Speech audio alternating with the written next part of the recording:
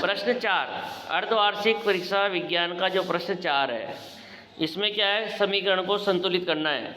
HNO3 + CaOH whole twice CaNO3 whole twice H2O। अब इसमें देखो, ये जो समीकरण हैं इनको संतुलित करनी है। तो संतुलित करने के लिए जो हीट एंड ट्रायल विधि है, उस विधि के माध्यम से इसको संतुलित करनी है। HNO3 का आगे 2 लगेगा और H2O का आगे भी 2 लगेगा पहले समीकरण में। दूसरी समीकरण BaCl2 + H2SO4, इससे बनेगा बेरियम सल्फेट और हाइड्रोक्लोरिक अम्ल। तो इस प्रकार से इनमें भी क्या है, केवल HCl में 2 लगेगा, बाकी सब ऑटोमेटिक इसमें संतुलित ही है, ज़्यादा कोई अंतर नहीं है इसमें। इसके बाद आता है 5वां प्रश्न।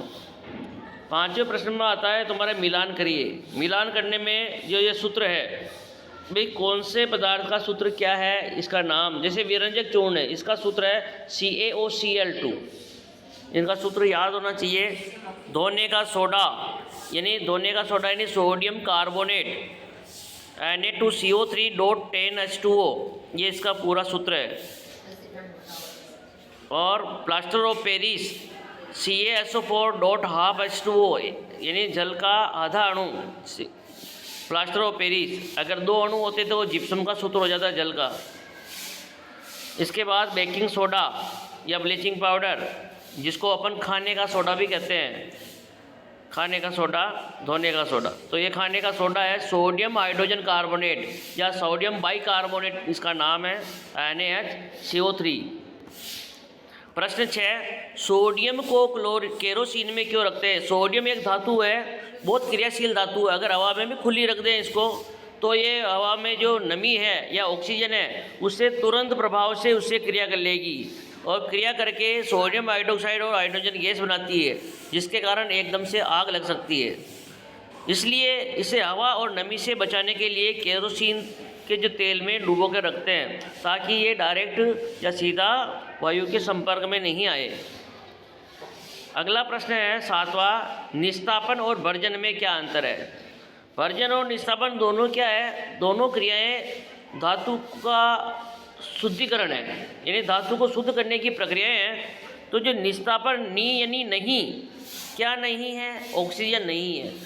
या तो ऑक्सीजन नहीं हो या ऑक्सीजन की अनुपस्थिति में, यानी धातु के कार्बोनेट या हाइड्रोक्साइड अयस्क को ऑक्सीजन की अनुपस्थिति या बहुत कम मात्रा में, बहुत कम उपस्थिति में उसको गर्म करते हैं, तो जो धातु कार्बोनेट है या धातु का हाइड्रोक्साइड जो अयस्क है, वो उसके ऑक्साइड में बदल जाता है। ये तो होता है निस्तापन में। और भर्जन में वायु की अधिकता होती है, यानी ऑक्सीजन की अधिकता में होता है। तो ये आता है सल्फाइड अयस्क के लिए। सल्फाइड अयस्क को अधिक ऑक्सीजन की उपस्थिति में गर्म किया जाता है, जिससे धातु सल्फाइड धातु ऑक्साइड में बदल जाता है। यानी भर्जन और निस्तापन दोनों अभिक्रियाएं ऐसी है जो धातुओं को उनके ऑक्साइड में बदला जाता है, ताकि उसका शुद्धिकरण हो सके। तो इसमें धातु सल्फाइड धातु ऑक्साइड में बदलता है और इसमें से SO2 gas, sulphur dioxide gas बाहर निकलती है। तो इस प्रकार से भर्जन और निस्तापन में क्या है, अंतर है।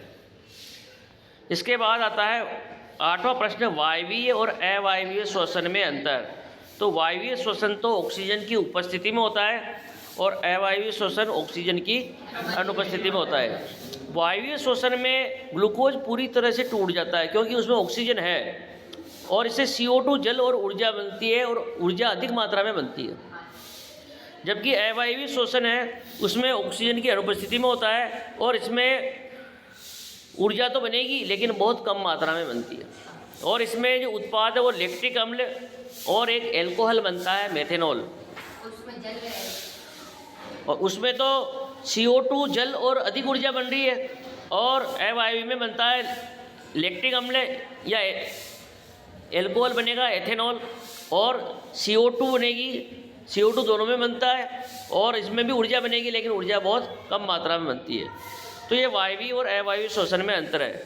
इसके बाद है अगला प्रश्न 9वां, शरीर की स्थिति और संतुलन को बनाए रखने के लिए, तो शरीर की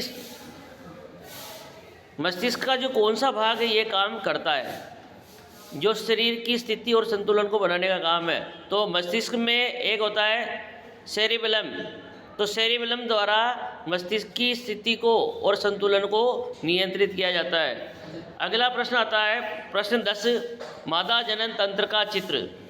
तो मादा जनन तंत्र का चित्र बहुत ही इजी है, तो दोनों प्रश्न इजी है और बढ़िया बनाना सीखना है, बोर्ड के हिसाब से भी इम्पोर्टेंट है कि नर जनन तंत्र और मादा जनन तंत्र दोनों का जो चित्र है वो आना चाहिए। इनमें मुख्य भाग होते हैं गर्भाशय, फेलोपियन नलिका, अंडाशय और अंडवाहिनी, योनि और गर्भाशय।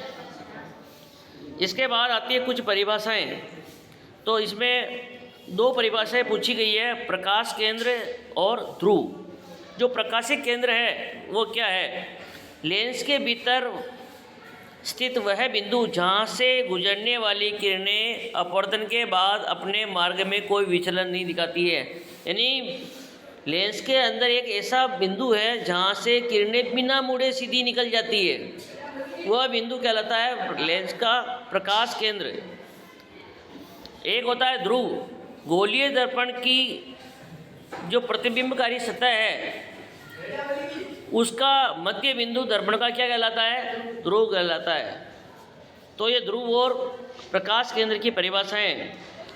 अंतरिक्ष यात्री को आकाश काला क्यों दिखाई देता है? जो अंतरिक्ष यात्री जो अंतरिक्ष में जाने वाले हैं उनको आकाश का रंग काला दिखाई देता है, क्योंकि अंतरिक्ष के अंदर वायुमंडल नहीं है, और वायुमंडल नहीं है तो सूर्य का जो प्रकाश है उसको बिखरने के लिए हवा के कण नहीं होते हैं, तो प्रकाश का प्रकीर्णन नहीं हो पाता है। क्योंकि प्रकाश का प्रकीर्णन होता है वो बिखरता है, प्रकीर्णन के कारण ही आकाश का रंग नीला दिखाई देता है।